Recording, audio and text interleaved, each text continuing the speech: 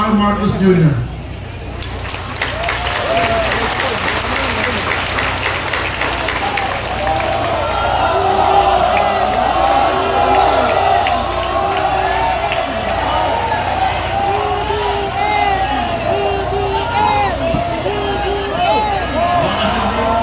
Kasama sa inyo kasi dumaan na ako sa puti. Naawa ko kami yung puti-puti yung silikon mo. Yung aking itim, pero hindi dumali, dinaan ko na rin sa puti. Ay, magsiupo tayo. Maraming salamat sa ating kalihim ng Department of Agriculture, Secretary Kiko Laurel. Dito rin po, kasama po rin natin ang Secretary ng DILG, Secretary Benbor Abalos, na tagal na siguro may isang linggo na kung hindi natutulog at maraming ginagawa at sa mga issue ng mga pulis at siguro napabalitaan ninyo lahat yan. At dito rin po ang anak ng Cavite, Senator Bong Revilla Jr. Ang isa pang pinagmamalaki ng lalawigan ng Cavite, Senator Francis Tolentino. Ang ating mga representante ng Cavite, the 1st District Representative Jono Revilla, the 3rd, the 2nd District, Danny Mercado Revilla. Sa 3rd District naman, Adrian J. Advila. At sa 5th District, Representative Roy Loyola. 6th District Representative Tony Perel, and the 7th District Representative Crispin Diego Remulla, and the 6th District Representative Anila Blanca. Nandito rin ang ating mga party list representative, Agimat Party List Representative Brian Revilla, at yung ating bagong sasabihin ko na ating ama ng lalawigan ng Cavite na matagal na nagsiservisyo. Matagal po nang kasama. Actually, sa katatawanan ng pagsasama ng Remulla at saka ng Marcos, matagal na sa aming mga ama. At sila'y naging napakalapit dahil nagkakasundo sila dun sa kanilang mga iniisip para pakindahin ng Cavite, para pakindahin ng Pilipinas. Nagkataon kami rin ng mga sumunod na Remulla. Kasama na rin dyan si Secretary Boying ngayon na nasa secretary ng DOJ at kami ng Gobernador, Governor John Vic Remulla. At ang mayor na nasira ang bagong speaker na puti, General Trias, City Mayor Luis Ferrer Report.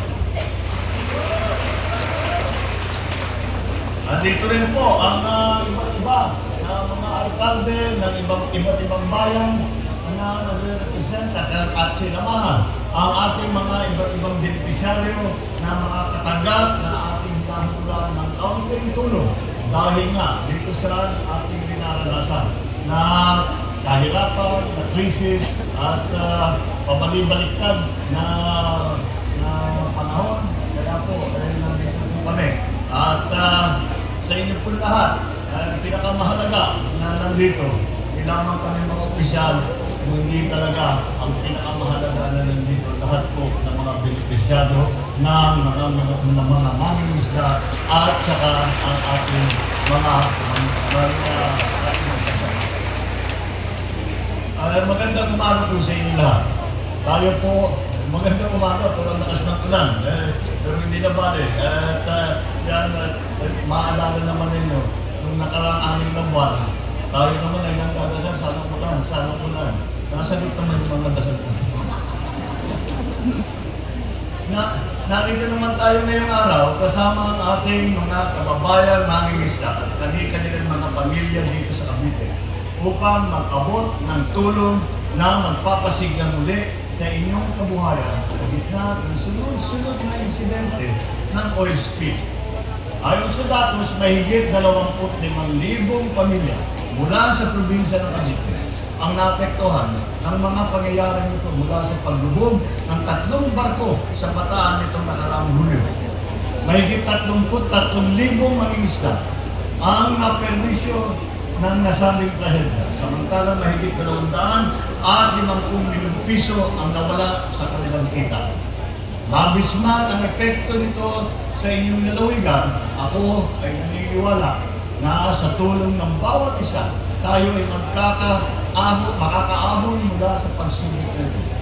Sapagkat ang Cavite ay tahanan ng ating mga makasaysayan at magigiting na bayan, tulad ni Emilio Ginaldo, Mariano Trias at Mariano Alvarez. Dumadaloy sa inyong mga ugat ang lahing palaban sa hamon ng buhay. Isa itong malaking bahagi ng inyong pagkakamitan ng simbolo ng inyong panindigan. Ang Cavite ay tahanan din ng ating mga magsasaka at mangingisda na malaki ang ambag sa ating agrikultura at ekonomiya ngayon. Sa araw na ito, inaabot ko ang aking taus-pusong pasasalamat at suporta sa mga mangingisda na naririto, kasama ang inyong mga pamilya na kaagapay ninyo sa araw-araw. At nasabihan lang ako ni ating Secretary, si Pico Laurel ng DA, na mula ngayon ay maaari na mag-isda, wala ng oil spill, pwede na itulong ang inyong mga trabaho. Asahan po ninyo ng pamahalaan ay gumagawa ng mga hakbang upang malibsan ang pinsala na inibulot ng mga insidenteng kagaya nito. Hangad namin na presidential assistance na aming handog sa bawat apektadong mangingisda ay makakatulong sa inyong pagbangon at magbibigay ng panibagong pag-asa. Sa pamumuno ng BIFAR, makakatanggap ang ating mga mangingisda ng 18 milyong piso na halaga ng tulong, kabilang na ang post-harvest equipment, training, tulong pinansyal para sa gasolina. Ang DSWD naman ay nakapag-abot na ng halos 70 milyong pisong halaga ng ayuda para sa mga apektadong pamilya. Naglaan din kami ng 3 milyong pisong standby funds at higit 100 milyong pisong halaga ng pagkain na non-food items. Kasangga rin ninyo ang DOLE na nagbigay ng mahigit 8 milyong piso tulong para sa mga apektadong kababayan natin sa Tansa at sa Naik. Sa ilalim ng tulong panghanap buhay sa ating Disadvantaged Displaced Workers Program, sinisikat namin na mabigyan ng trabaho ang ating mga kababayan na apektuhan at lubos na nangangailangan. Nagsasagawa naman ang DOH ng konsultasyon sa buong rehiyon.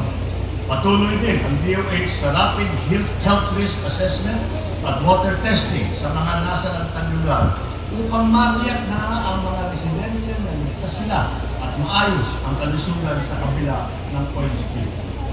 Sa ngayon, iniimbisigahan na natin ang paglubog ng mga barko upang makakalap tayo na sapat na impormasyon na mapanagot ang mga nagsala ayon sa batas. Titiyakin din natin na makakatanggap ng karampatang kompensasyon ang mga naapektuhang mamamayan.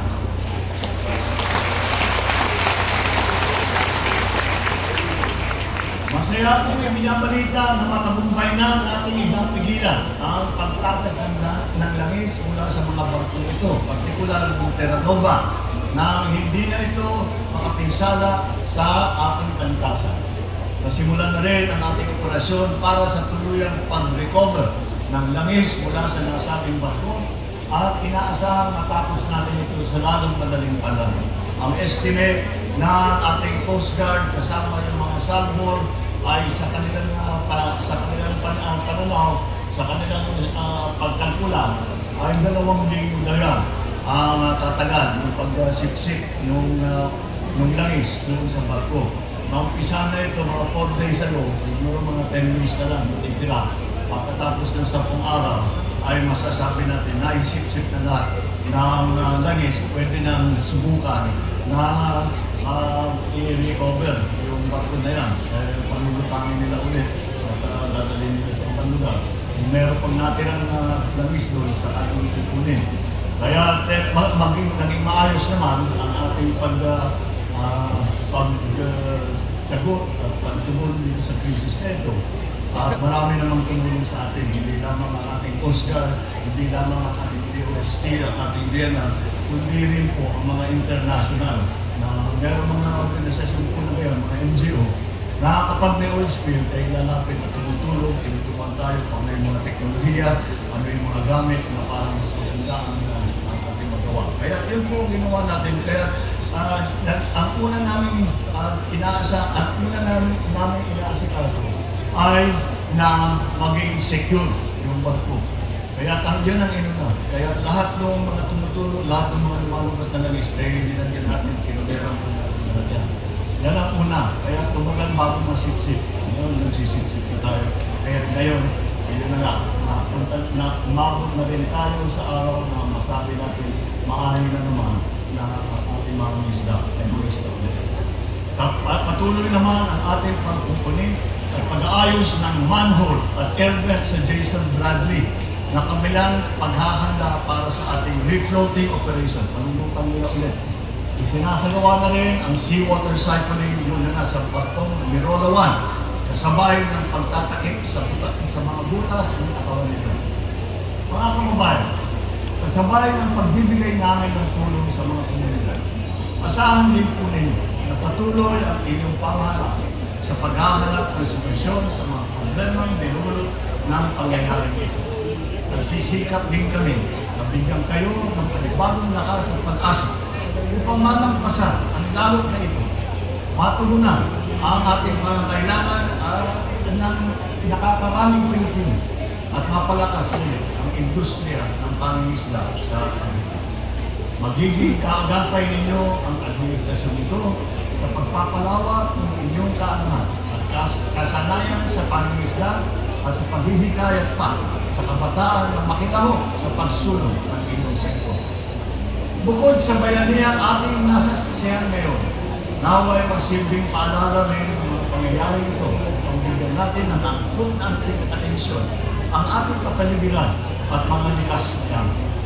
Sama-sama natin pagtatagumpayan ang mga hamon ng buhay at bigyan ng katuparan ang ating mga pangarap sapagkat walang may iwan at walang mahuhuli sa bagong Pilipinas. Maraming salamat po. Mabuhay po kayo ang ating mga mangisda. Mabuhay ang Cavite. Maraming salamat. Maraming salamat po, mahal na Pangulo. Sa oras na ito ay